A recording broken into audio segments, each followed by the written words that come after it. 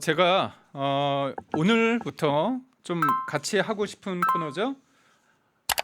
알면 힘이 되는 뉴스입니다. 저 사설이나 그런 부분에 대해서 조금 공유하고 싶은 칼럼이나 그런 부분이 있는데 우선적으로 제가 하나 사진을 좀 보여드릴 게 있어요.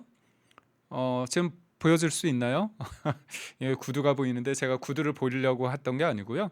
저 왼쪽에 사진을 보면 뭡니까? 저희 금남로입니다. 금남로. 광주죠.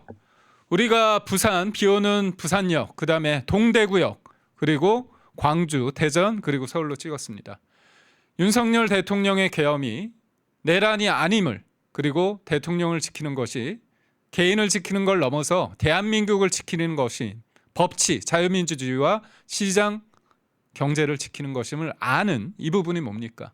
우리가 12월 3일부터 한겨울에서 지금 봄을 맞이하는 순간순간, 그리고 장미 대선으로 일컫는 6월 3일 승리를 위해서 이렇게 모이고 있습니다. 그런데 그 과정 속에서 저렇게 많은 사람들이 모였는데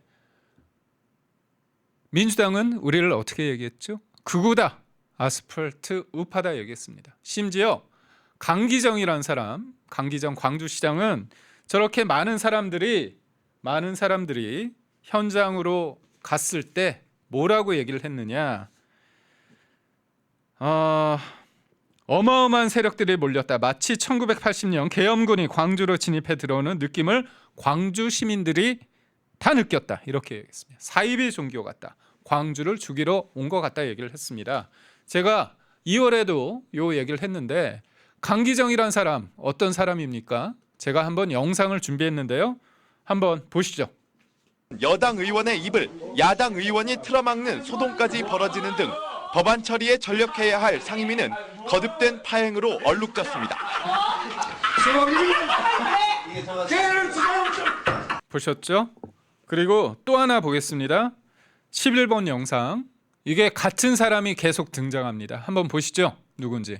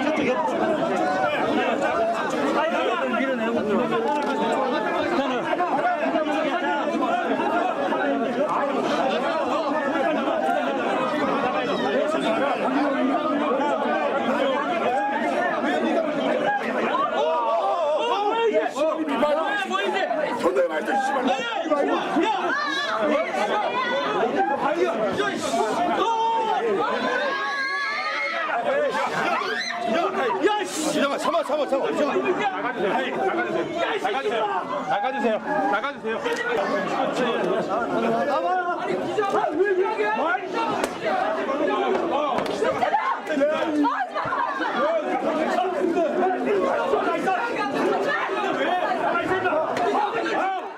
여러분, 영상 두 개를 제가 보여드렸잖아요. 그 같은 인물이 등장하지 않습니까?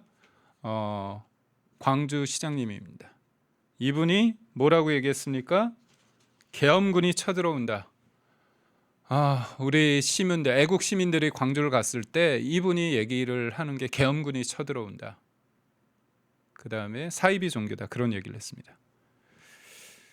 이분이 폭력 전과가 있잖아요. 근데 앞에 처음에 봤던 영상이 뭐냐? 2008년도에서 행안위 국정감사에서 한나라당 간사인 권경석 의원의 입을 틀어막는 겁니다. 입 틀막이고, 그 다음에 2010년에 국회 몸싸움 중에서 국회 경위를 폭행하는 겁니다. 제 두 개의 영상 지금 방금 봤는데 다시 한번 짧은 영상으로 만든 게 있는데요. 그거 한번 보시고 나서 제가 또 설명드리겠습니다. 야당 의원의 입을 야당 의원이 틀어막는 소동까지 벌어지는 등 법안 처리에 전력해야 할 상임위는 거듭된 파행으로 얼룩졌습니다.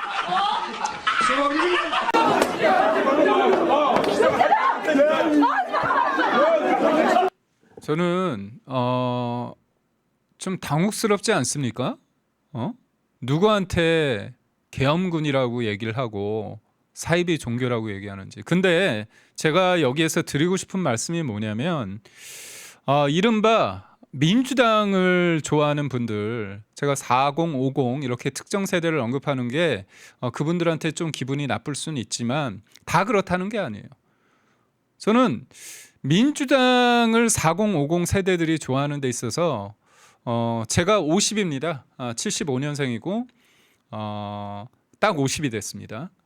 40, 50 어떻게 보면 많은 사람들이 40, 50의 민주당을 지지하는 분들이 있는데 이런 사람이 있는 이른바 586이라 하죠. 본인이 민주화 운동을 했다는 거를 평생 국회의원도 하고 지자체장도 하고 어떻게 보면 울고 먹을 대로 곰국처럼 다 울고 먹고 곰탕이죠. 그리고 굉장히 본인은 정의로운 척하는 이런 민주당의 사람들이 있잖아요. 근데 왜 이렇게 지지할까?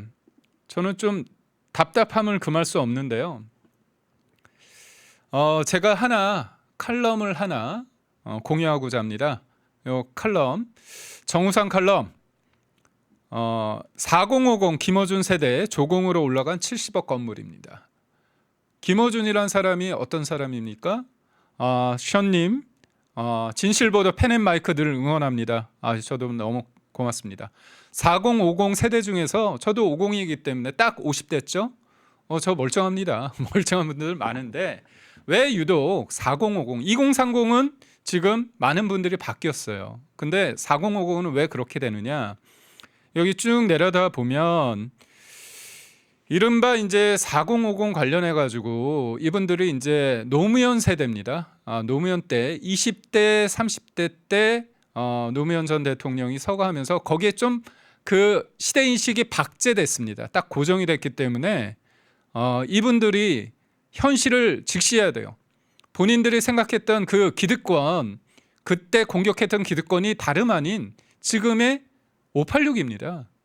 누릴 거 다 누리고 변화를 거부하고 있지 않습니까? 근데 여기 한번 기사를 같이 보면 여론조사 업체를 차린 김어준 방송에 총선 후보들이 나와 큰절을 하는 건 이상한 것도 아니다. 민주당에 한때 이해찬이 있었다면 지금 막후 실력자는 김어준이다. 김어준 세대는 절대 지지도를 화답하고 있다. 갤럽 여론조사에서 40대 민주당 지지율은 55%, 50대는 46%였다. 20대는 28%, 60대는 36%와 비교된다. 이재명 대표 지지율 역시 40대 53%, 50대 48%였다. 20대 이 대표 지지는 19%, 30대는 29%였다. 밑에 보시면 알겠지만 가짜 뉴스잖아요. 가짜 뉴스는 많이 합니다. 뭐 계엄 직후에 보면 미군의 북폭을 유도했다, 뭐 암살을 했다. N님 고맙습니다. 뭐 그렇지만 민주당 정권에 들어서면 그의 음모론은 1%의 사실에 99%의 허구를 가미해 냄새는 분명히 났다 이렇게 흐지부지할 거라는 거죠. 김어준 씨를 잘 아는 사람에게 그는 어떤 사람인지를 물었다 내용이 있습니다. 어준이는 말이야 이념이나 가치로 움직이는 아이가 아니야. 어준이를 움직이는 건 100% 돈이야. 돈을 누가 싫다고 하겠느냐 반박했더니 어준이는 남달라 잘 봐. 김어준 씨가 지난해 서대문에 70억짜리 건물을 샀다고 합니다. 그리고 또 하나 4050 열광하는 김어준 이분이 하루에 5천만 원을 벌었다고 합니다. 우리 대통령 안타까운 파면 선고가 있던 날 슈퍼책으로 5천만 원을 넘게 벌었다고 합니다. 제가 이 말씀을 드리는 이유가 뭐냐? 답답하죠. 하지만 우리에게는 2030이 있습니다. 2030들이 이번 대통령의 계엄을 통해서 많이 바뀌었어요. 현실을 직시하고 있습니다. 그래서 제가 아주 좋은 유튜브가 있어가지고 효익님 유튜브 내용을 여러분과 공유하겠습니다. 본인은 이미 대통령인데 탄핵까지 될 수 있는 계엄이라는 위험한 결정을 한다? 여기서부터 저는 윤석열 대통령이 계엄을 선택하게 된 본질적인 이유에 대해 찾아보기 시작했어요. 대체 뭘 얻으려고 이렇게까지 리스크를 감수한 걸까? 우선 대통령이 직접 발표한 1차, 2차 담화문을 처음부터 끝까지 다 봤어요.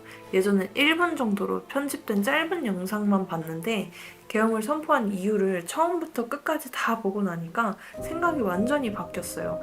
이번 계엄을 통해서 지금 우리나라가 국가적인 위기에 처해 있다는 걸 모르는 국민들에게 이를 알리고 바로잡기 위한 최후의 선택이었고, 그러면서 계엄을 내리게 된 배경에 대해 파면 팔수록 와, 진짜 내가 그동안 아무것도 모르고 살았구나 하고 망치로 뒤통수를 맞은 기분이더라고요. 윤 대통령이 이번 계엄을 하게 된 이유는 거대 야당을 가진 민주당과 국회가 이 나라의 운영과 정상적인 업무 수행이 불가능할 정도로 대통령의 권한을 사실상 무력화시키고 아무런 대처도 할 수 없게 만들어 놨더라고요. 그동안 정부 관료와 검사들에 대한 탄핵이 무려 22번이에요. 22번의 탄핵 시도가 있었고, 이렇게 수많은 탄핵들로 대한민국의 사법부와 행정부가 마비되고 내년 예산안에서 무려 4조 1천억 원을 민주당이 단독으로 삭감을 했는데, 뭐 이게 필요한 삭감이었다면 얘기가 다르겠지만 재해대책 예비비, 아이 돌봄 수당,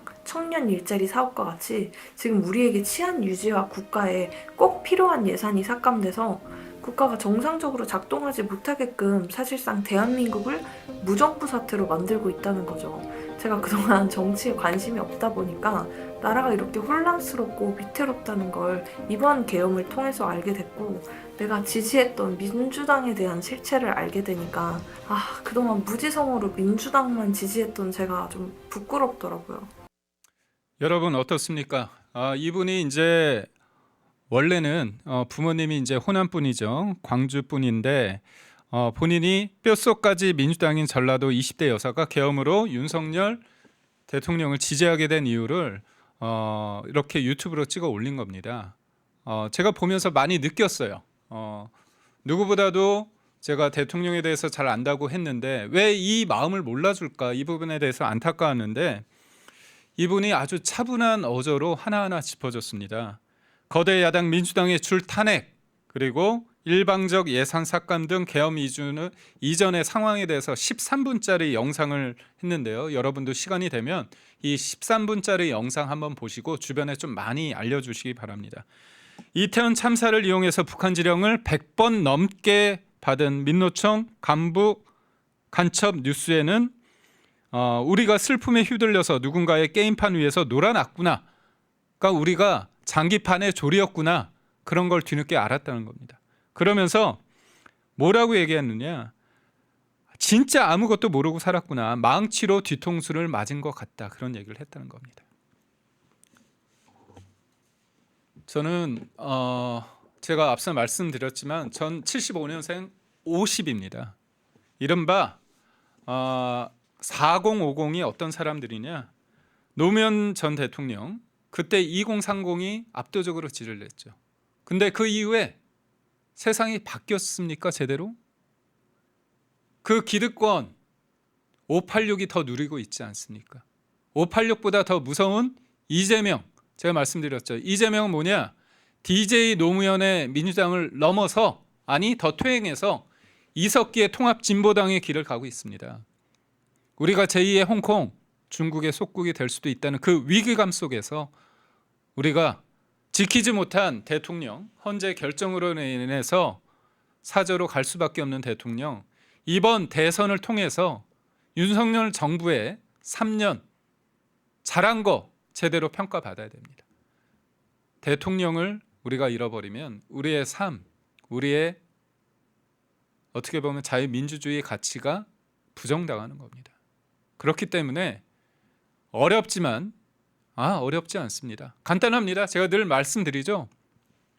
FM 뉴스 여기에서 제가 제 주관적인 얘기를 일방적으로 그냥 쏟아내는 게 아니라 저도 하나하나 좋은 내용들, 유튜브 기사들 하나하나 하면서 팩트를 챙기려고 합니다. 그래서 여기에서 마음에 드는 것들 다 기록하고 공유했다가 주변들에다 알리고, 그러셨으면 좋겠습니다. 안님 너무 감사하고요. 그런 과정 속에서 나 혼자 지지한다고 세상을 바꿀 수 있는 게 아니라 내 주변에 흔들리고 있는 사람 마음 다 잡아주고 저들을 지지하는 4050이라 할지라도 같이 하자고 해서 당신 진실을 보지 못하고 있다. 이재명의 선전선동, 거짓말 집요하게 반복적으로 주입식으로 하는 과정 속에서 우리가 잘못 알고 있다는 것들을 밝혀내야 됩니다. 그래야지만 우리가 6월 3일 크게 웃을 수 있습니다. 끝으로 대통령 관저에서 나와서 사저로 가실 때의 모습 보면서 이 시간 마치도록 하겠습니다. 어떻습니까? 마음 얼마나 답답하시겠어요? 그렇지만 국민들 앞에서 슬픈 모습 보이지 않았습니다. 연희님 고맙습니다. 당당하게 걸어 나오셔가지고요 차 타고 사저에 가셨습니다. 그리고 청년들, 저 청년들과 저렇게 뜨거운 포옹을 나눴습니다. 이겨야 됩니다. 이겨야 됩니다. 이기기 위해서는 어떻게 해야 됩니까? 하나하나 잘 알고 주변 사람들에게 알려야 됩니다. 그리고 하나가 돼야 됩니다. 펜앤마이크에서 추천하는 영상도 보고 가세요. 다른 영상도 즐기시려면 구독 버튼을 꼭 눌러주세요.